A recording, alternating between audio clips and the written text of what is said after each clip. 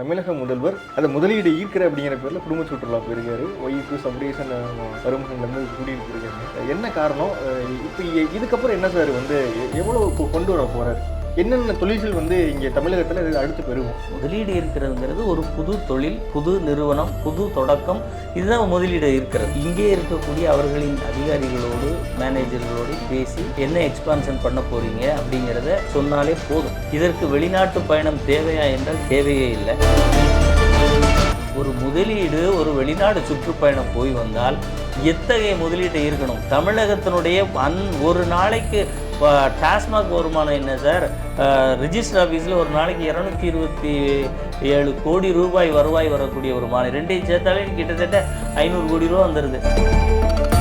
ஆனால் அண்ணாவின் வழித்தோன்றலாக எடப்பாடியார் தலைவாசலில் கால்நடை பூங்காவை 1000 கோடி ரூபாயில் ஏற்படுத்தினார். அதே போன்று கால்நடை ஆடு, மாடு, கோழி இவர்களில் அதிகப்படியான வருவாய் இருக்கக்கூடிய உற்பத்தி செய்யக்கூடிய வகைகளை தயாரிக்க வேண்டும் என்பது அவருடைய கான்செப்ட். தொழில் தொடங்குவதற்கு உண்டான அறிகுறிகளோ ஒரு சார்பான ஒரு இது அந்த ஒரு பக்கத்தில் நாங்கள் பார்க்க கிடையாது. எல்லாமே ப்ரமோஷன் தான். அதிகாரப்பூர்வமாக ஒரு செய்தி கூட வரவில்லை. ஆனால் நீங்கள் ஃபேஸ்புக்கில் போடுறீங்க, ட்விட்டரில் போடுறீங்க, எவன் கேட்க போகிறான்? என்ன வேணால் எழுதலாம். ஏன்னா திமுக ஆட்சிக்கு வந்துட்டு பல முதல்வர்கள் இருப்பாங்க, 6-7 முதல்வர்கள் இருப்பாங்க. ஒவ்வொருத்தருக்கும் ஒரு மாதிரியான பணிகள் பிரித்து கொடுத்து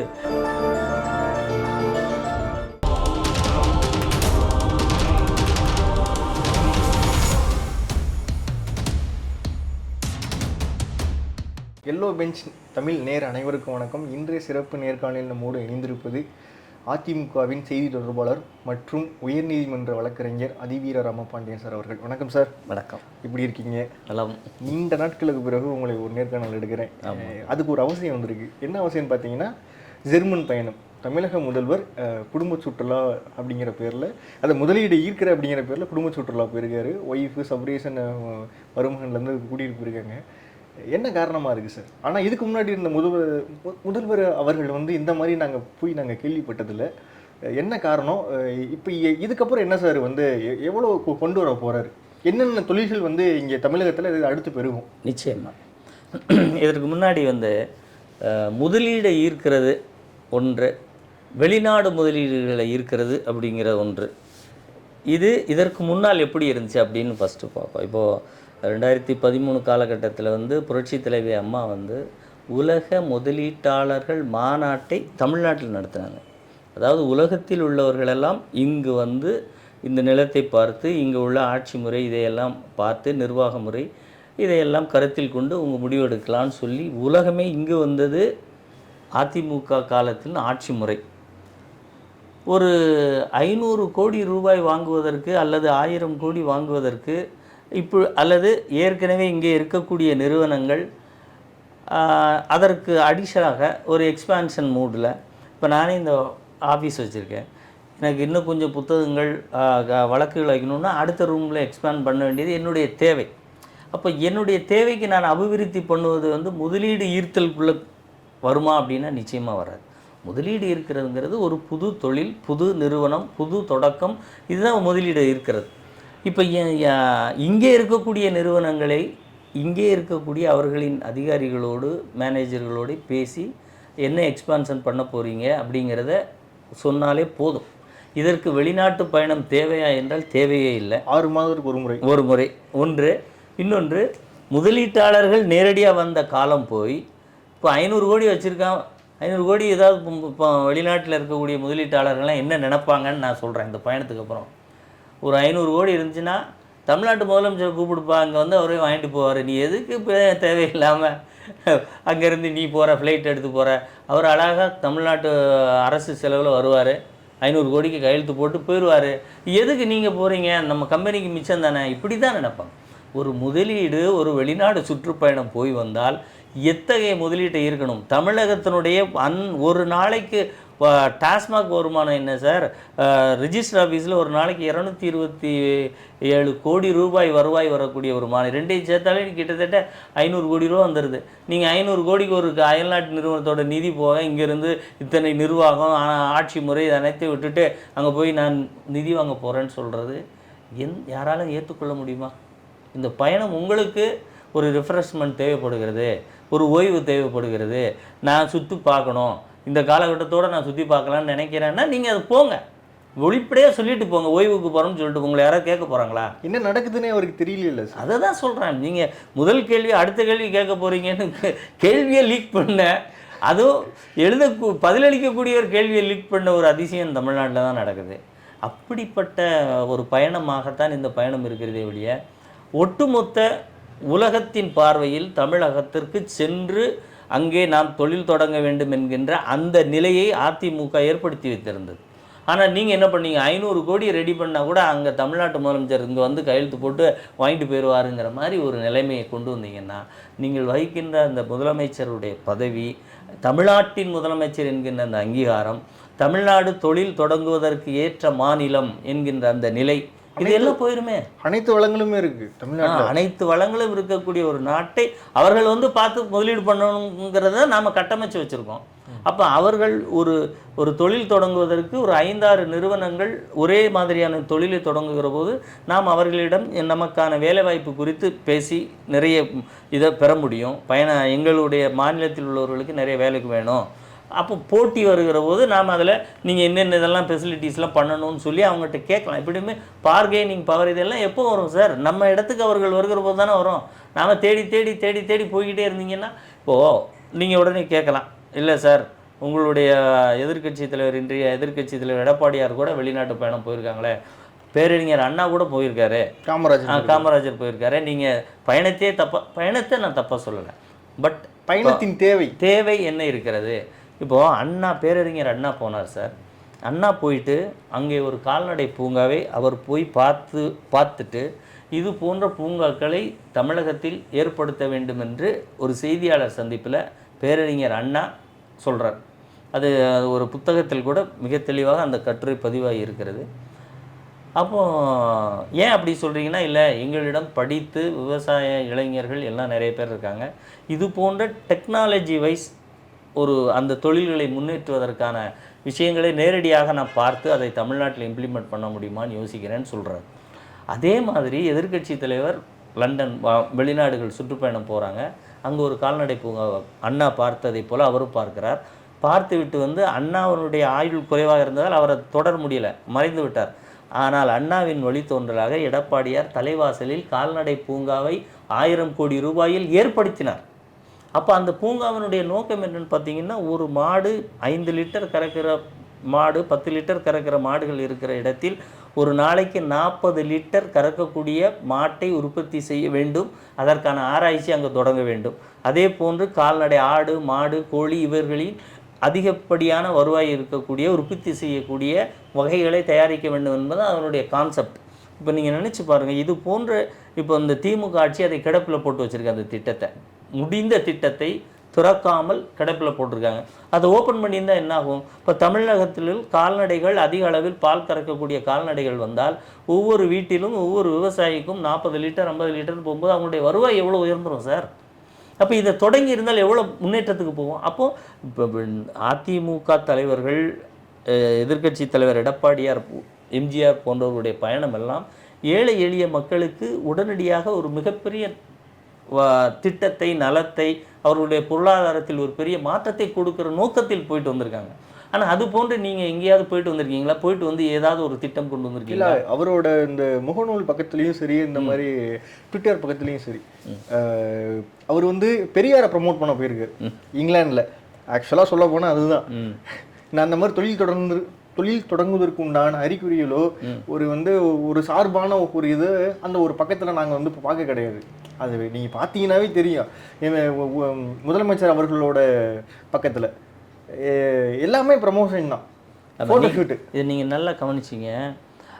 முகநூல், ட்விட்டர், இப்படி சமூக வலைத்தளங்களில் இது போன்று பதிவிடுறாங்களே ஒழிய, ஒரு அரசு செய்தி குறிப்பு, முதலமைச்சர் வெளிநாடு பயணம் மேற்கொண்டார், இந்தந்த நிறுவனங்களிடம் இத்தனை ஒப்பந்தம் இட்டார், இத்தனை கோடி ரூபாய் ஈர்த்துள்ளார், எங்கேயாவது பார்த்துருக்கீங்களா? அப்போ அதிகாரப்பூர்வமாக ஒரு செய்தி கூட வரவில்லை. ஆனால் நீங்கள் ஃபேஸ்புக்கில் போடுறீங்க, ட்விட்டரில் போடுறீங்க, எவன் கேட்க போகிறான்? என்ன வேணால் எழுதலாம். என்ன எழுதினாலும் யாராவது ஒருத்தர் 2 பேர் கமெண்ட் பண்ண போகிறான், 2 பேர் லைக் பண்ணுவாங்க, பார்த்தீங்களான்னு சொல்லுவாங்க. இது இந்த நோக்கம் இருக்கு இல்லையா, அதாவது நீங்கள் சென்று வந்ததனுடைய உண்மைத்தன்மையை வெளியிட்டு நான் இப்படி இவ்வளவு நிதி இன்னென்ன நிறுவனங்கள்னு சொல்கிறது தான் நியாயம் ஒரு முதலமைச்சர். ஆனால் நீங்கள் வந்து யாரோ ஒருத்தர் ஃபெமிலியாரிட்டிக்கு போடுற மாதிரி யூடியூப்பு ட்விட்டர்னு அவரும் துறை சார்ந்த அமைச்சரும் யூடியூப்லேயே களமாடிக்கிட்டு இருக்கீங்களே, இல்லை ட்விட்டரில் களமாடுறீங்க, இல்லை ஃபேஸ்புக்கில் போகிறீங்க, இல்லை எக்ஸ் தளத்தில், இப்படி பல தளங்களில் தான் இருக்கீங்களே ஒழிய நீங்கள் போயிட்டு வந்ததுடைய தமிழகத்தில் இல்லை இல்லை தமிழகத்துலேயும் இல்லை. அப்போ யதார்த்தமான நிலையை பார்த்தீங்கன்னா இந்த பயணம் முழுக்க முழுக்க அவருடைய மருமகனும் அங்கே செல்கிறார்.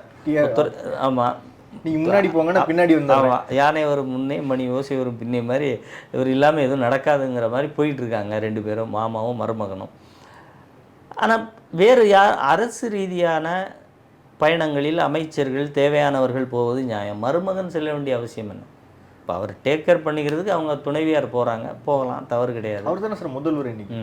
இல்லை, முதல்வர் அவர் டேக் கேர் பண்ணுறதுக்கு அவங்களுடைய மனைவியார் போகலாம். அந்த அர்த்தத்தில் சொல்ல முதல்வராக இல்லை, அவரோட மருமகன் முதல்வராக இருக்காரு. ஆமாம், நிழல் முதல்வர்களில் அவரும் ஒரு முதல்வர். ஏன்னா திமுக ஆட்சிக்கு வந்துட்டு பல முதல்வர்கள் இருப்பாங்க, 6-7 முதல்வர்கள் இருப்பாங்க. ஒவ்வொருத்தருக்கும் ஒரு மாதிரியான பணிகள் பிரித்து கொடுத்து அவங்க அந்த ஒரு மறைமுக பினாமி முதல்வர்களை கொண்டிருக்கக்கூடிய ஒரே ஆட்சியும் கட்சியும் தமிழகத்தில் திமுக தான்.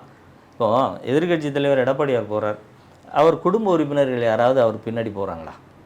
இல்லை, அவர் அழைச்சிட்டு போகிறதும் இல்லை. இல்லை, குடும்பத்தை கொண்டு வந்து அரசியலுக்குள்ளே பிரதிநிதித்துவப்படுத்துகிறாரு, அதுவும் இல்லை. அவர் பையன் பேர் கூட இன்னைக்கு நிறைய பேருக்கு தெரியாது.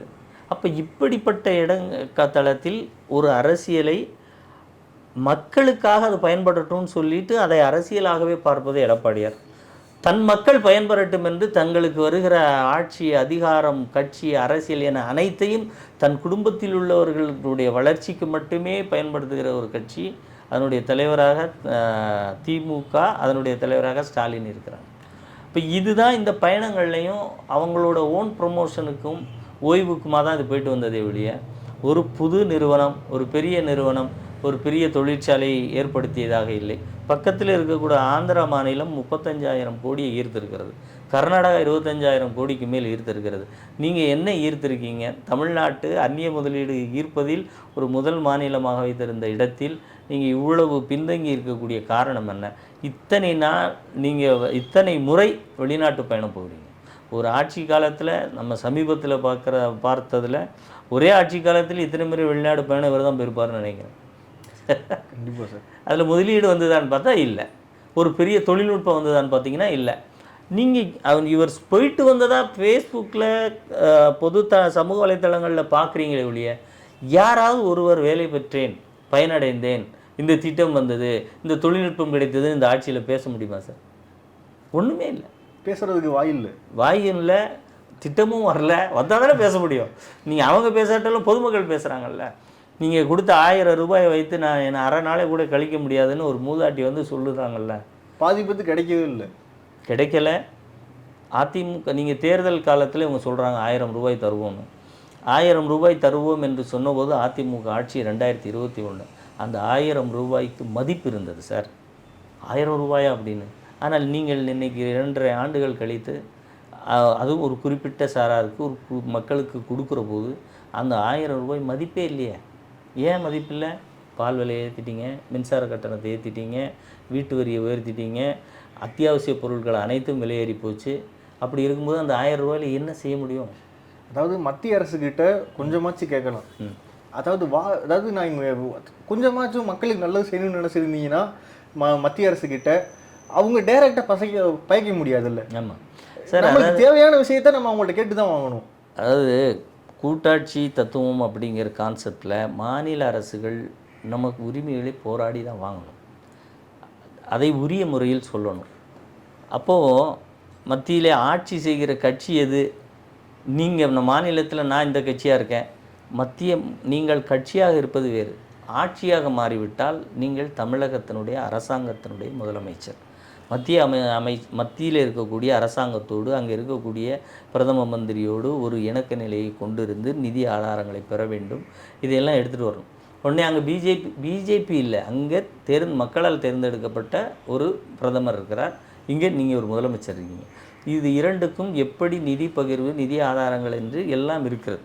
இப்போ அந்த அடிப்படையில் முறையாக சென்று வாங்க வேண்டிய அந்த நுணுக்கம் தெரிய வேண்டும். அதை விட்டுவிட்டு நீங்கள் அது பிஜேபி கொண்டிருக்கிற ஐடியாலஜியும் திமுக கொண்டிருக்கிற ஐடியாலஜியும் வச்சு மோத விட்டுட்டு மக்களை எல்லாம் தெருவில் விடுறதுக்கு பேர் ஆட்சி முறை கிடையாது. இல்லை, நீங்கள் சொல்கிறது 100% உண்மை.